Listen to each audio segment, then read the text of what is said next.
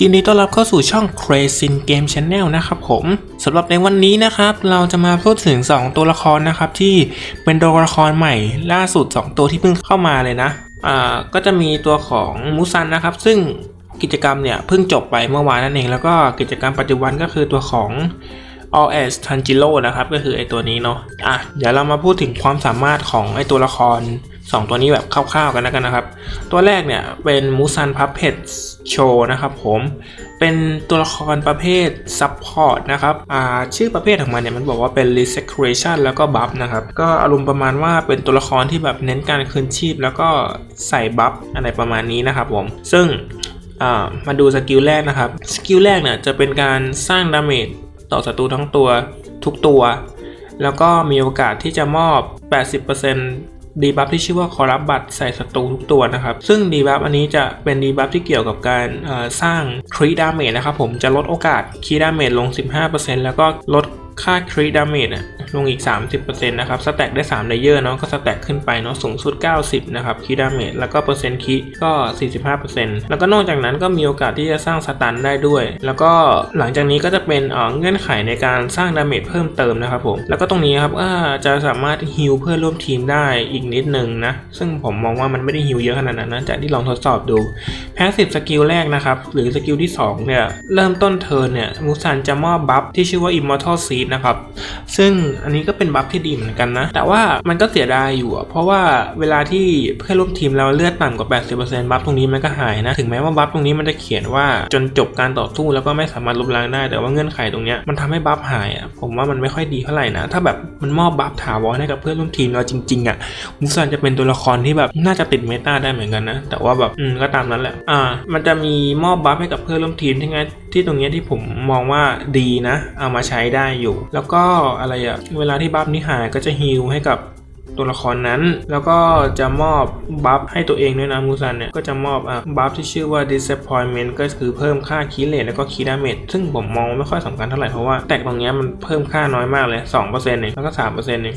ถ้าแบบไอค่าบัฟตรงนี้มันไปมอบให้กับ DPS ฝั่งเราใช่ปะ DPS main DPS ของเราพวกแบบมูซันทันจิโร่หรือแบบ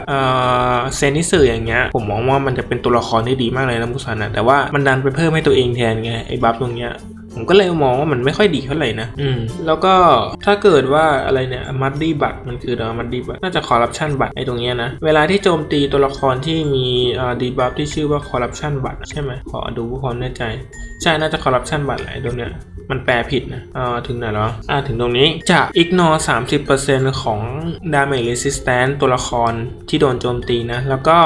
เวลาที่มูซันได้รับ damage เนี่ยไม่ว่าจะเป็น Passive Skill หรือว่าการโจมตีจากโดยตรงเนี่ยมูซันจะลดดาเมจที่ได้รับลงเท่ากับ 100% HP ของมูซันนะก็หมายความว่าเราต้องแบบพยายามทำให้มูซันแบบเลือดเยอะที่สุดเท่าที่จะเป็นไปได้นะเพื่อที่ว่ามูซันเราเนี่ยมันจะได้ถึกๆเนาะผมก็เลยใส่หมูโอมามูริหมูเข้าไปเนาะโอมามูริหมูเข้าไปแล้วก็โซเจก็จะเป็น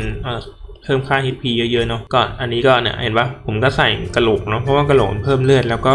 เรียกว่าอะไรเพิ่ม HP ให้ตัวเองด้วยส่วนตรงนี้ผมก็ใส่เห็นไหม HP ด้วยนั่นแหละเพราะว่าสกิลที่2มันมีความสามารถตรงนี้เนาะผมก็เลยพยายามปั้นให้มูซันเนี่ย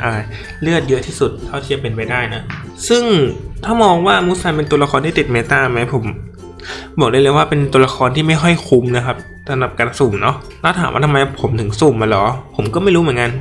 อาจจะเป็นเพราะว่าผมชอบตัวละครมูซันผมก็เลยสุ่มนะอันนี้แบบเล่นตามอารมณ์ตัวเองเนาะไม่ได้เล่นตามเมตานะถ้าใครแบบงบน้อยเนี่ยไม่แนะนำให้สุ่มมูซันนะเพราะว่าไม่ใช่ตัวละครที่คุ้มนะมันไม่ได้อยู่ในเทียร์ S ขึ้นไปนะมันอยู่ในเทียร์ A นะมูซันเนี่ยสกิลที่2จบมาดูสกิลอันติของมูซันนะสร้างดาเมจ 400% ให้กับศัตรูทุกตัวเนาะแล้วก็ถ้าเกิดมูซันเนี่ยอยู่ใน Final State คืออะไรdeal additional damage ถ้าเกิดมูซันเนี่ยอยู่ในเนี่ยถ้ามูซันเนี่ยมีบัฟอันนี้ขึ้นหัวเนี่ยอันตีของมูซันเนี่ยจะทำดาเมจ 400% ใช่ไหมก็จะกลายเป็น 2,400% แล้วก็ ignore damage resistance ด้วยก็แรงนะแรงนะเพราะว่าผมลองทดสอบแล้วมูซันสามารถฆ่าโยริจิได้เลยนะโยริจิที่แบบอาวุธ40เดี๋ยวผมจะขึ้นรูปให้ดูเนาะตามนี้เนาะเดี๋ยวแบบไปตัดต่อใส่ภาพทีหลังเนาะ แล้วก็ when possessing curse but grants shield to all allies equal your own attack เดี๋ยวนะ curse but ไม่แน่ใจว่า curse but คืออะไรนะอ๋ออันนี้ปะเนี่ย when possessing curse but seal ถ้าเกิดยังมีบัฟอันนี้อยู่ก็จะได้รับไม่แน่ใจว่าแปลถูกไหมเพราะว่าเกมมันแปลแบบผิดมากเลยเดี๋ยวถ้าเกิดแบบเป็นตัวละครสำคัญผมถึงจะแบบเอาไปให้ AI มันแปลให้แล้วก็ทำเป็นอินโฟกราฟิกเหมือนตัวละครมันผ่านมาพวกคันโอพวกโยรีนะแต่ว่าตัวนี้มันไม่ใช่ตัวสำคัญเท่าไหร่ผมเลยแบบไม่ได้เสียเวลากับการแบบทำคลิปขนาดนั้นนะสำหรับคลิปนี้เอาเป็นว่าคร่าวๆเนี่ยอันติเนี่ยก็คือแบบเน้นดาเมจรัวๆเลยนะแล้วก็มีโอกาสใส่ดีบัฟคอรับบัตรให้กับตัวละครอีกฝั่งนะแล้วประมาณนี้อันติก็ไม่ได้ดีอะไรขนาดนั้นนะอันติมันแรงจริงแต่ว่าแบบเชื่อกว่ามันจะแบบทำแบบนั้นได้อะมันต้องสะบับสะบอมมากๆอยู่แบบเลทเลยอะเทิร์น6เทิร์น7อย่างเงี้ยผมมองว่ามันไม่ค่อยคุ้มนะเพราะว่าจากการทดสอบมันก็ไม่คุ้มจริงๆอ่ะแบบมันกากมากนะผู้สานเนี่ยจริงๆมาดูสกิลแพสซีฟอันสุดท้ายเนาะก็คือend curse but ทุกในการเริ่มต้นเนาะก็จะได้รับบัฟที่ชื่อว่า curse but seal ให้กับตัวเองเนาะ5 stack เริ่มต้นเนาะแล้วก็ในแต่ละเทิร์นเนี่ยมันก็จะค่อยๆ convert หรือเปลี่ยนจากcurse but seal ตรงเนี้ยเป็น immortal but seal เนาะแล้วเมื่อไหร่ก็ตามที่มูซันเนี่ยสแต็ก immortal but seal ถึง5สแต็กมันก็จะกลายเป็นอมตะทันทีเอาง่ายๆจังง่ายๆมา10สกิลอะมีแค่นี้แหละสาระสำคัญนะก็คือเริ่มต้นการต่อสู้เทิร์นแรกเนี่ยมูซันจะได้รับบัฟตรงนี้เคิร์ดบัตซิล5สแต็กแล้วในแต่ละเทิร์นเนี่ยมันจะค่อยๆแปลงจากบัฟอันนี้ให้กลายเป็น Immortal Bat Seal อันนี้เมื่อ Immortal Bat Seal ครบ5สแต็กเมื่อไหร่มูซันจะสามารถฟื้นคืนชีพได้แล้วก็จะไม่โดน CC ก็คือได้ระดับ Final Immortal ตรงนี้ด้วยแปลคร่าวๆนะแล้วก็ผมมองว่ามีอันที่ดีอันนึงนะเป็นบัฟที่แบบซัพพอร์ตเนี่ยมันควรมีมานานแล้วเว้ยมันควรมีมาตั้งแต่ยุคสมัยก่อนแล้วก็คือไอ้บัฟนี้นะไอ้บัฟเนี้ยไอ้มูซันเนี่ยมันจะสุ่มบัฟให้กับเพื่อนร่วมทีมเราคนใดคนหนึ่งสุ่มนะถ้าเกิดเพื่อนร่วมทีมคนนั้นได้เนี่ยเพื่อนร่วมทีมคนนั้นเนี่ย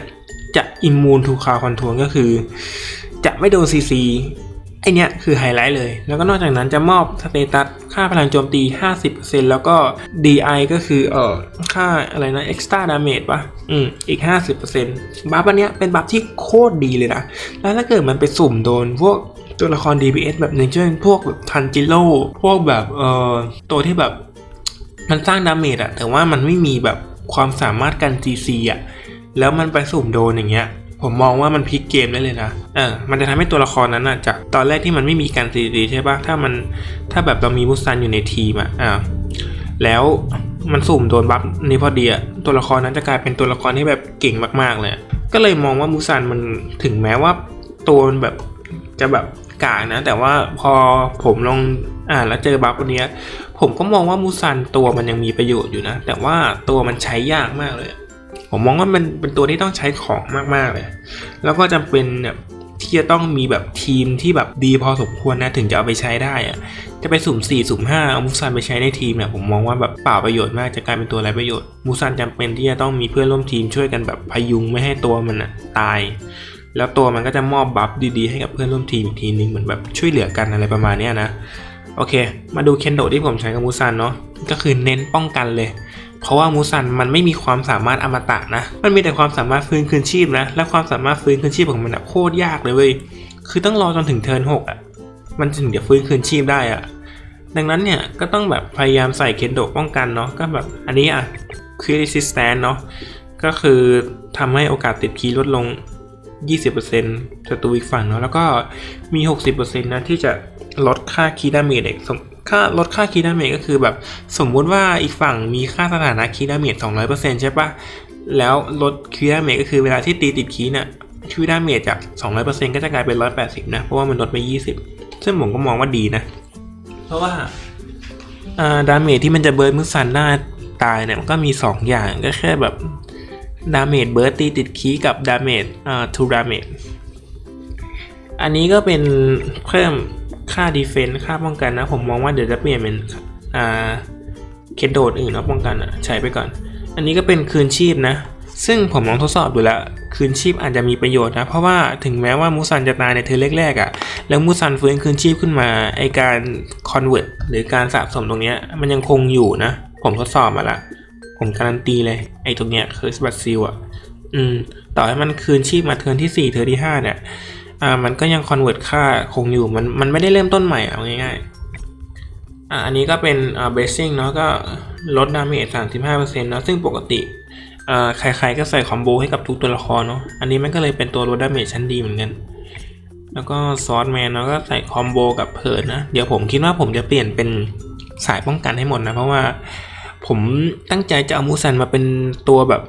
ใส่บัฟให้กับทีมเนี่ยไม่ได้ตั้งใจจะให้มันมาทำแบบทำดาเมจหรือทำอะไรเลยนะถึงแม้ว่าความสามารถทั้งมันจะเป็นแบบดาเมจนะแต่ว่ามันทำดาเมจได้ไม่จริงนะแบบนานๆทีมันถึงจะทำได้เอาง่ายๆผมไม่ได้หวังตรงนั้นนะผมหวังไอ้เรื่องการลดทอนดาเมจจากสกิลที่2เนาะก็คือตรงนี้เนาะมันจะช่วยลดการเบิร์ดดาเมจได้แล้วก็บัฟตรงนี้เนาะถ้ามันถุ่มโดนตัวละครเราเนี่ยโยริจิหรือใครก็ได้มันจะได้รับสเตตัสพลังโจมตีแล้วก็เอ็กซ์ตร้าดาเมจด้วยเนาะถ้าแบบโดนโยริจิแล้วก็อิมมูนคอนโทรลก็ไม่จำเป็นว่าโยริจิมันอิมมูนคอนโทรลอยู่แล้วแต่ก็นั่นแหละตามนั้นโอเคมาทันจิโร่ต่อทันจิโร่เนี่ยต้องบอกว่าเป็นตัวละคร Tier S นะที่ผมจัดให้เนี่ยเพราะว่ามันเป็นตัวละครที่แบบครบเครื่องมากๆเป็นตัวละครที่แบบสามารถเอามายืนข้างเคียงกับโยริจิได้เลยนะเรามาดูความสามารถกันว่ามันดียังไงเนาะสกิลที่1เนี่ยเปิดมาเนี่ยก็เห็นปะมันเป็นตัวละครที่แบบสามารถเอามาใช้เป็นซับได้เลยนะแบบไม่ได้เอามาเป็นตัวเมน DPS อะไรเงี้ยเนี่ยดีบัฟตรงเนี้ยก็ลดค่าพลังโจมตี20ละเวลาโจมตีใช่ปะอันนี้ก็ดีมากๆแล้วทันจิโร่เนี่ยมันตัวละครมันแรงนะต่อให้เราไม่ใส่ของดาเมจผมลองทดสอบดูแล้วสกิลที่1ก็คือทำดาเมจเดี่ยวนั่นแหละใส่ศัตรูข้างหน้าสุดแล้วก็ตีเรื่อยๆแล้วก็ใส่ดีบัฟไฟนอลตรงนี้เนาะลดค่าพลังโจมตีแล้วก็คริเรทลงแพสซีฟสกิลแล้วก็นี่อันนี้เป็นไฮไลท์นะแพสซีฟสกิลเนี่ยมันจะทำให้ทีมเราทุกคนทุกตัวเนี่ยในทีมเราเลยแหละโจมตีปกติเพิ่ม1ครั้งทุกครั้งที่มีการโจมตีเนาะเพราะว่าไอ้บัฟตรงเนี้ย Final Animation ก็คือว่าใครที่มีบัฟเนี้ยจะโจมตีปกติพิเศษ1ครั้งก็เอาไปอ่านรายละเอียดดูตรงเนี้ยซึ่งมันดีมากผมบอกเลยแล้วก็ได้รับ Transparent World แล้วก็ Gaining one layer of residual file คืออันนี้เนาะ When hit เดี๋ยวนะไม่เก่งภาษาอังกฤษซะด้วยสิสักครู่นะ When hit น่าจะหมายถึงว่าโดนโจมตีปะหรือว่าโจมตีนะแต่จากที่ผมสังเกตเนี่ยน่าจะโดนโจมตีนะไม่ถูกโจมตีใช่เมื่อทันจิโร่ถูกโจมตีใช่ไหมมันก็จะได้รับบัฟ Residual Fire ซึ่งไอ้บัฟอันเนี้ยถ้าแบบสะสมครบ20สแต็กใช่ปะผมบอกเลยนะว่าทันจิโร่จะถึงมากๆเลยดังนั้นเนี่ยผมแนะนำให้เอาทันจิโร่ไปยืนข้างหน้าเลยเว้ยเพราะว่าโดยปกติแล้วอีกฝั่งจะต้องมีตัวละครทันจิโร่แล้วเพราะว่ามันเป็นตัวเมตามากๆเนาะเอาไปยืนข้างหน้าเลยไปรับดาเมจเลยในเทิร์นแรกๆให้มันครบ20สแต็กไปเลยแล้วแบบตัวมันจะถึกมากเลยเว้ยแล้วก็ทันจิโร่เนี่ยผมมองว่าถ้าคุณแบบอยากจะอยู่อันดับต้นๆนะแนะนำให้ทำแบบอาวุธ40เหมือนโยริจิเดี๋ยวเราเข้าไปดูนะว่าความสามารถอาวุธ40คืออะไรแล้วก็ทันจิโร่ก็มีความสามารถอมตะนะก็คือว่าเวลาที่เลือดหมดหลอดครั้งแรกก็จะได้รับบัฟที่ชื่อว่า Hard Frame ซึ่งจะเป็นอมตะตัวดาเมจ2เทิร์นตามนั้นแหละแล้วก็ได้บัฟเพิ่มดาเมจตามนี้เนาะอธิบายคร่าวๆแล้วก็จริงๆมันสามารถกระตุ้นได้2รอบด้วยนะบัฟอมตะตรงเนี้ยเนี่ยเห็นปะ if carrying ember is granted an additional one time ก็คือว่าตายครั้งที่1ก็ได้รับบัฟอมตะเป็นอมตะ2เทิร์นส่วนครั้งที่2เนี่ยถ้าเกิดมีบัฟที่ชื่อว่า ember ก็คือบัฟไอเนี่ยอันนี้ปะใช่Ember คือนี่แหละแต่มันแปลผิดนะก็คือบัฟไอเนี่ยถ้าเกิดมีบัฟอันนี้อยู่ในหัวทันจิโร่มันจะสามารถเป็นอมตะได้อีกรอบหนึ่งนะเนี่ย Trigger True Hard Frame Trigger บัฟอมตะอีก2เทิร์นก็หมายความว่ามันสามารถเป็นอมตะต่อดาเมจได้สูงสุด4เทิร์นนะซึ่งผมมองว่าโกงนะตัวละครอะไรที่มันแบบมีอมตะ4เทิร์นอย่างเงี้ยโกงซึ่งเงื่อนไขที่จะได้คืออะไรนะ Tanjiro Open Field in Water Board Beginner เจอแล้วก็คือว่าถ้าเกิดว่า ทันจิโร่มันกระตุ้น Passive Skill Annihilate Ember เนี่ยมันจะได้รับบัฟที่ชื่อว่า Ember ทันทีเลยหรือ Ash ตรงเนี้ยติดตัวแล้วก็อยู่ไปจนจบเทอมเลยก็คือว่าเราต้องแบบพยายามทำให้ทันจิโร่มันทำ Passive Skill ไอ้เนี้ยให้ได้อย่างน้อยครั้งหนึ่งมันก็จะเป็นอมตะ4เทิร์นทันทีเลยโอเคแต่ว่ามันมีเงื่อนไขนิดนึงนะก็คือว่าอมตะครั้งที่2เนี่ยหลังจากที่อมตะครั้งที่2หมดใช่ไหมทันจิโร่เนี่ยมันจะยืนอยู่เฉยๆบนไอตัวมูซัน SP ที่แบบเวลาอัพถึงเลเวลตันใช่ปะอาวุธของมันมันก็จะยืนเฉยๆเวลาที่มันตายนั่นแหละมันก็จะยืนเฉยๆเหมือนมูซันเลยถ้าแบบกระตุ้นเทิร์นที่2แล้วก็หมดอมตะดาเมจแล้วแต่ว่ามันจะมีวิธีแก้ก็คือว่าถ้าเกิดคุณเนี่ยอัพตัวละครทันจิโร่ให้ถึง3ดาวลุ้งเป็นอย่างน้อยแล้วก็อัพอาวุธให้ถึง40เนี่ยอมตะครั้งที่2เนี่ยจะทำให้ทันจิโร่เนี่ย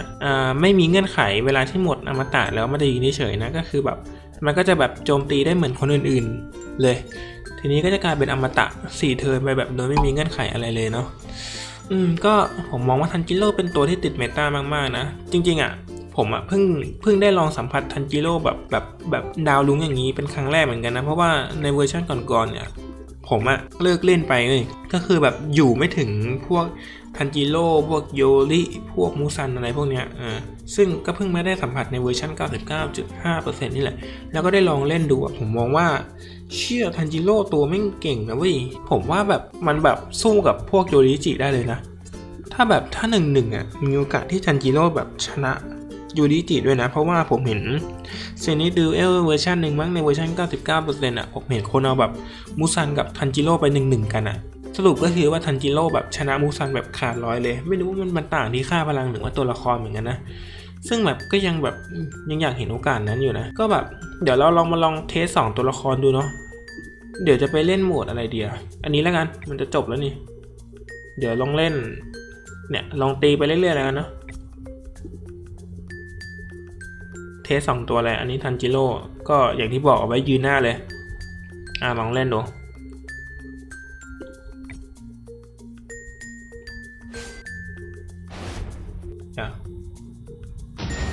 ขอฟังเสียงหน่อย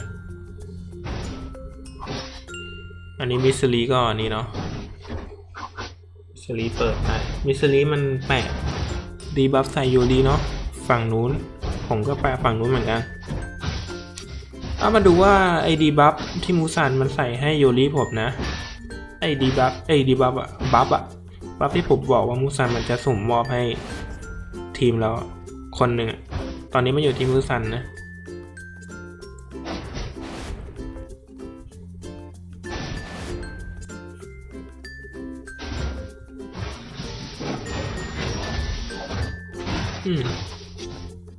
ตอนนี้ทันจิโร่ก็กระตุ้นตัวของบัฟอมตะแล้วนะตอนนี้มูซันก็คอนเวิร์ตไปได้1สแต็กแล้วนะเห็นไหมเนี่ยเทิร์นที่2ตัวเป็นแบบผมว่ามีโอกาสมูซันผมจะตายก่อนนะส่วนเซนิสึเนี่ยผมมองว่ามันเหมาะสำหรับผู้เล่นระดับไม่สูงนะเซนิสึเพราะว่ามันสู้ไม่ไหวนะแบบถ้าแบบมาเจอพวกแบบโยริจิแบบอาวุธ40อย่างเงี้ยตัวมันสู้ไม่ไหวจริงๆนะมันเบิร์ดไม่ตายโยริจิอาวุธ40เซนิสึตัวมันแพ้มากเนี่ย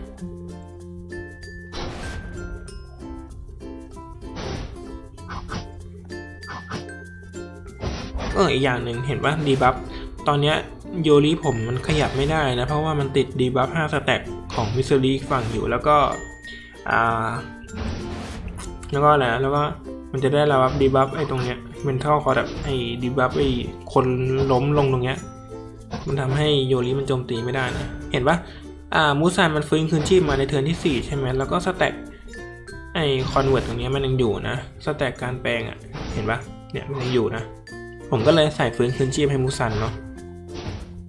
แต่ผมไม่ได้หวังดาเมจจากมูซันนะผมหวังดาเมจจาก2ตัวละครนี่เนาะก็คือทันจิโร่กับโยริจิแล้วก็เซนิสึ โ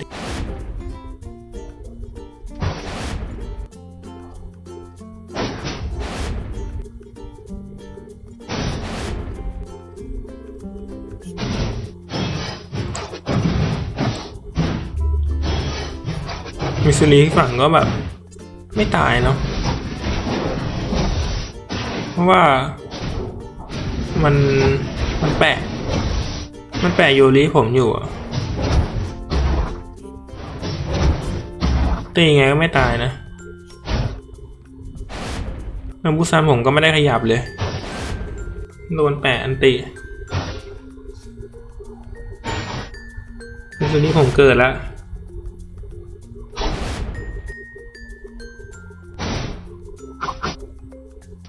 ทันจิโร่ผมกระตุ้นอันติทำไมวะมันโดนสะท้อนเหรอวะเนี่ยสัญลักษณ์ไม่ใช่กระตุ้นอันติกระตุ้นอมตะฮาร์ดเฟรมอ่ะนี่มันเทิร์น7นะทันจิโร่ผมกระตุ้นอมตะนะโดนสะท้อนเหรอวะตอนนี้มูซันน่าจะฟื้นคืนชีพไม่หยุดแล้วมั้งเพราะว่ามันขึ้นสัญลักษณ์ไอเนี้ยเนาะก็ดูดาเมจเนาะแล้วเซนิสึเก็บหมดไปดูคู่ต่อไปเนาะเดี๋ยวลองคนนี้มั่งดีกว่าพลัง34 ล้าน โหไม่น่าไหวแล้วสู้กันแล้วพลังก็เยอะเกินมูซันผมไม่น่ารอดนะมันรับดาเมจไม่ไหวอ่ะน่าจะตายเทิร์น2แหละมันก็เทิร์นนี้เลยน่าจะตายเทิร์น2แต่ก็ยังโอเคยังดีอยู่มูซันไปมอบบัฟให้มิซูริเหรอวะไม่เห็นมีอยู่ในใครสักคนเลยใช่ไหมเซนมีไหมน่าจะสุ่มไปมอบบัฟคอนโทรลซีให้มิซูริแต่มิซูริผมตายไปแล้วน่าจะตายแล้วมูซันโดนเซนนิสึไม่ก็โดนโยริจิตัวไม่ค่อยเก่งเท่าไหร่มูซันไม่ตายได้ไงวะเอาดีไม่ตายเฉยรอดได้ไงเนี่ยน้อง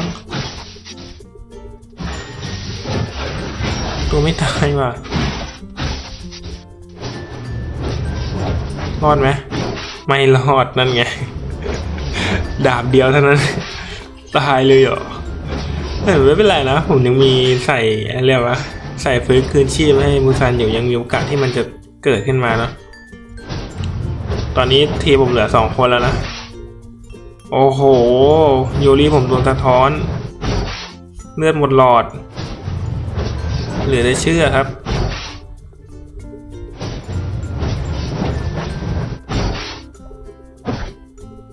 ผมเลือดไม่เด้งด้วยดิปัญหาเลยตายแล้วป่ะนะโยริผมอะโอ้ยังไม่ตายโอเคเด้งเลือดได้อยู่ปิ่มเลยนะโหเราไม่ได้ใส่อาวุธฮิวเลือดมาด้วยเดี๋ยวรอดปะอ๋อติดอมตะอยู่เฮ้ยทันจิโร่ไปแล้วเรียบร้อยทันจิโร่ไปแล้วอะ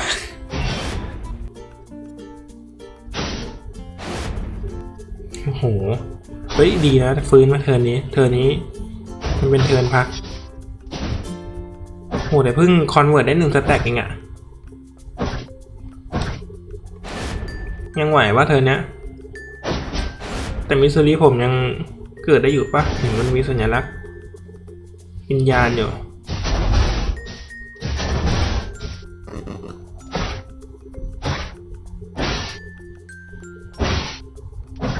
โคตรแมลงสาบเลยมูซันเอสพีอะ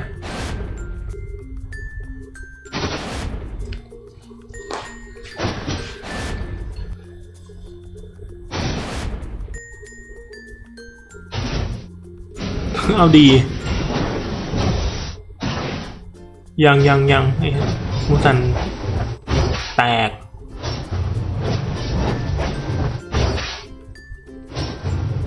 รอดไหมไม่แน่ใจอ้าวชนะเฉยเอาเรื่องนะเฮ้ยน่าจะเป็นเพราะว่ามีทันจิโร่ด้วยแหละทันจิโร่มันมอบบัฟหลายอย่างอยู่แล้วก็บัฟของมูซันด้วยดวงถือว่าไม่แย่นะเพราะว่าเห็นมันสุ่มบัฟให้โยริบ่อยอยู่นะมูซันอ่ะมันใส่บัฟให้โยริเยอะอยู่นะดาเมจใครเยอะสุดนะโยริ 1,000 ล้านเนาะ ก็โอเคอยู่ชนะคนพลังเยอะกว่าแล้วก็คนนี้เขาไม่มีทันจิโร่นะถ้าเกิดเขามีทันจิโร่เนี่ยไม่ใช่คนนี้ไอคนเมื่อกี้ที่สู้ไปเนี่ยถ้าเกิดว่าเขามีทันจิโร่นะผมน่าจะไม่ชนะนะไม่รู้ว่าเขาสุ่มหรือยังนะไปคนนี้แล้วกันคนนี้ก็ยังไม่มีทันจิโร่นะยังมีโอกาสชนะอยู่นะถึงแม้ว่าแบบเขาจะพลังเยอะกว่าผมเนาะแต่ว่าทันจิโร่เนี่ยจุดอ่อนของมันก็คือว่าแบบโตมันโดนสะท้อนดาเมจตายง่ายมากเลยนะถ้าเกิดมันไปตีแบบโดนพวกมูซันเนตพีอย่างเงี้ยผมทันจิโร่ผมอะตายบ่อยมากเลยไอ้สกิลที่1อะเป็นสกิลใส่พวกมูซันใส่พวกแบบใส่สะท้อนอะตายโคตรง่าย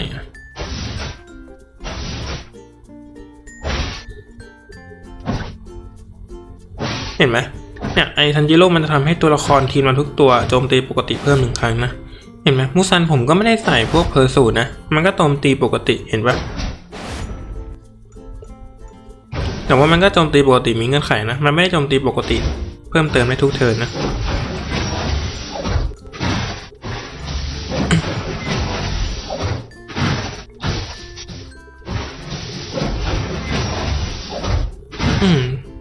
เทิร์น1เทิร์น2ก็เป็นเทิร์นของพวกเซนิสึเนาะคนไหนใส่เซนิสึก็จะเห็นนะว่าแบบเซนิสึเทิร์น2เทิร์นแรกจะนั้นเนาะแล้วก็หลังจากนั้นก็ตายกันหมดทุกคนแต่ถ้าใครอาวุธ40ก็จะอยู่ได้ถึง4เทิร์นเป็นอย่างต่ำนะเพราะว่ามันอมตะได้2 รอบเซนิสึถ้าแบบอาวุธ40อะถ้าไม่ใช่อาวุธ40ก็อมตะ2 รอบ2 เทิร์น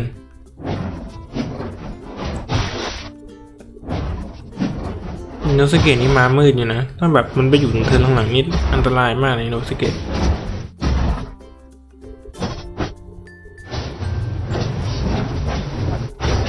ส่วนใหญ่ทันจิโร่ผมตายเพราะว่าโดนสะท้อนดาเมจตายนะแบบคือแบบตัวมันตีแรงเกินอ่ะผมพยายามทำให้แบบตัวมันไม่แรงมากนะเพราะว่ามันจะได้ตีแล้วไม่โดนสะท้อนดาเมจตายเอง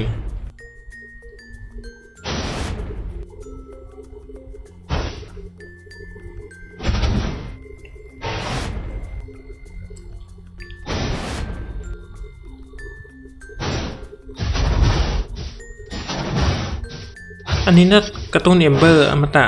ครั้งที่2ปะไอตัวทันจิโร่เนี่ยเห็นปะมันโดนสะท้อนแล้วเลือดมันลดนะเวลามันตีแล้วก็อีกอย่างเนาะลืมอธิบายได้ไงวะเนี่ยใช่ทันจิโร่มันจะมีบัฟอันหนึ่งเลยบัฟที่ชื่อว่า after go ไหนวะเดี๋ยวค่อยกลับไปดูแล้วกันทันจิโร่เป็นตัวเก่งนะผมบอกเลยเอาเป็นตัวดาเมจหลักก็ได้นะหรือจะทำเป็นตัวซับก็ได้ตัวมันดีจริงๆนะดูความสามารถบัฟมันดิโคตรดีอ่ะแล้วก็สแต็กดาเมจรีสิสแตนมันถึงเท่าไหร่แล้วโอ้7 สแต็กเองเหรอ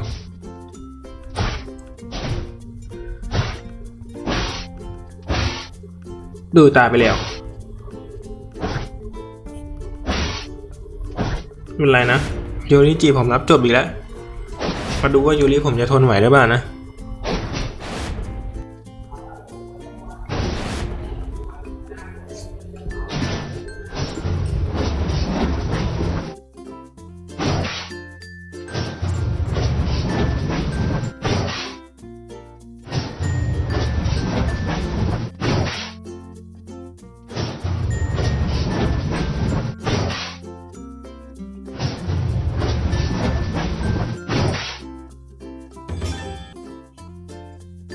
โอเคกลับมาที่ตัวของทันจิโร่ใหม่นะทันจิโร่เนี่ยอะไรนะทันจิโร่จะใส่บัฟที่ชื่อว่า after go ให้กับทีมเราด้วยนะก็คือว่าใครก็ตามที่มีบัฟอันนี้เนี่ยเวลาที่แบบเลือดยิ่งลดเยอะเท่าไหร่ใช่ปะเลือดยิ่งน้อยเท่าไหร่เนี่ยมันจะทำให้ตัวละครเนี่ยโจมตีแรงขึ้นเนาะเพราะว่าทุก 10% ของเลือดที่หายไปจะเพิ่มค่าคีย์เรท20% ทางโจมตีแล้วก็คีย์ดาเมจนั่นแหละแล้วก็ในทุกการแอคชั่นเนาะตรงไหนวะที่มันจะบอกว่าตัวละครในการต่อสู้ไม่ว่าจะเป็นอีกฝั่งหรือว่าฝั่งเราเนี่ยทุกครั้งที่ขยับเนี่ย HP จะลดลง 20% นะของค่า HP ปัจจุบันดังนั้นเนี่ยเวลาที่เรามีทันจิโร่อยู่ในทีมเนี่ยถ้าเราลองสังเกตดีๆเลือดในทีมเรามันจะลดลงไปนิดนึงเดี๋ยวลองไปดูใหม่นะเดี๋ยวลองไปสู้ใหม่เดี๋ยวลองดูไปสู้ใหม่นะลองสังเกตลองสังเกตแบบ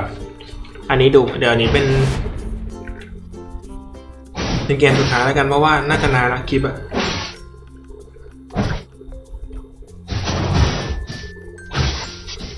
น่าเห็นปะเลือดมันจะลดนิดนึงนะเดี๋ยวลองดูมูซันก็ได้กิโลเนี่ยเห็นเลือดมูซันปะมันลดไปนิดนึงเห็นปะเลือดมูซันกับเลือดโยริจินั่นมิสซิลี่ผมคืนชีพไงคนนี้พลังต่ำกว่าผมนะแต่ว่าจริงๆผมก็แพ้เขาอยู่นะผมลองสู้แล้วแพ้เพราะว่าตัวของอิโนสุเกะเขามีอิโนสุเกะเลเวลอาวุธ40ถ้าเกิดอิโนสุเกะทีมเขาอยู่ได้ถึงแบบเทิร์นท้ายผมจะแพ้เพราะว่าทีมผมฆ่าอิโนสุเกะไม่ได้อิโนสุเกะมันทำดาเมจได้เยอะกว่าโยริผมแต่ถ้าอินโนสเกตได้ผมมักจะชนะเขานะเนี่ย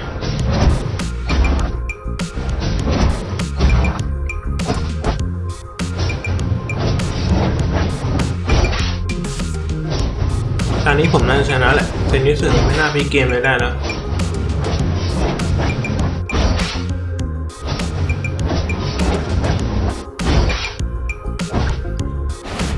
เอาดีๆทันจิโร่นี่ก็โหดเหมือนกันเนี่ยจริงๆผมไม่ได้ปั้นสุดเลยนะแบบแค่ดาวลุงเองนะ